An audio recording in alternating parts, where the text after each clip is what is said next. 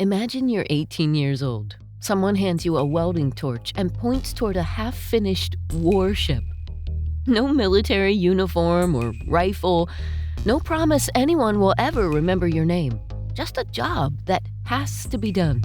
Most of the people working beside you believe the war will be over before anyone notices what they're building.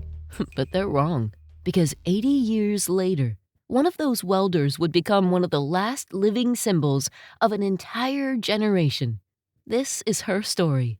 The summer of 1944 wasn't a good time to be 18. Across Europe, Allied troops had landed in Normandy. In the Pacific, island after island was being fought over at an unimaginable cost. America needed ships fast. Thousands upon thousands of women answered that call. Among them was a young woman from Minnesota named Jeanne Gibson. She traveled west to Seattle and went to work at Todd Pacific Shipyards.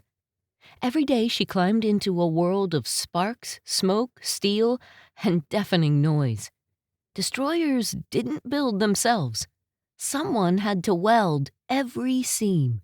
Someone had to make sure that when sailors crossed the Pacific under enemy fire, the ships beneath them would hold together. Jeanne became one of those people. History would eventually give women like her a nickname, Rosie the Riveter. When the war ended, most Rosies quietly disappeared back into ordinary life. And Jeanne did too. Or at least it looked that way. She earned a Ph.D., spent 30 years teaching, learned to fly airplanes, and built a family, inspired students.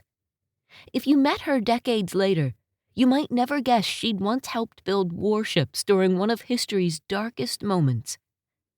Like so many of the greatest generation, she simply moved on. Years passed, then decades.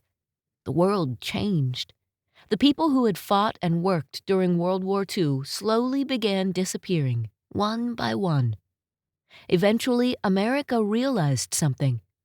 If these people weren't asked to tell their stories, those stories would disappear forever. So Jeanne started speaking. She volunteered at Rosie the Riveter World War II Homefront National Historical Park. People listened. Visitors asked questions. Young girls saw someone proving that courage has no gender and no expiration date. Then in 2024, the nation awarded Jeanne and her fellow Rosies the Congressional Gold Medal. Finally, the country officially thanked the women who had quietly helped win the war. Most people would think that's where the story ends, but it isn't. Just days before Jeanne Gibson died, something remarkable happened. She was honored with a Wall of Honor banner at the very Rosie Park where she'd spent years making sure history wouldn't forget women like her. Then she appeared before thousands of people during a San Jose earthquake's halftime ceremony, honoring Bay Area heroes. Imagine that. An 18-year-old welder who expected nothing, standing before a stadium 82 years later while strangers applauded.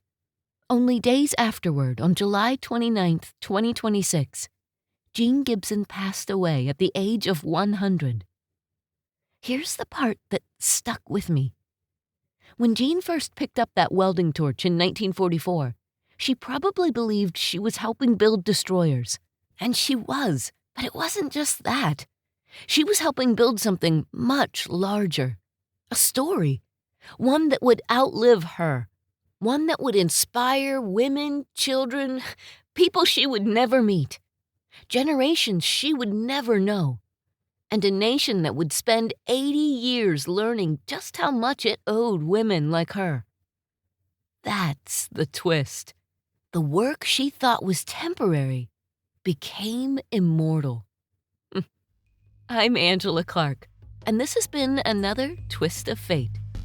If today's story reminded you that ordinary people often shape extraordinary history, I'd love to have you join me again. Follow the podcast for more true stories where fate has the final word. Until next time, you never know which ordinary day might become history.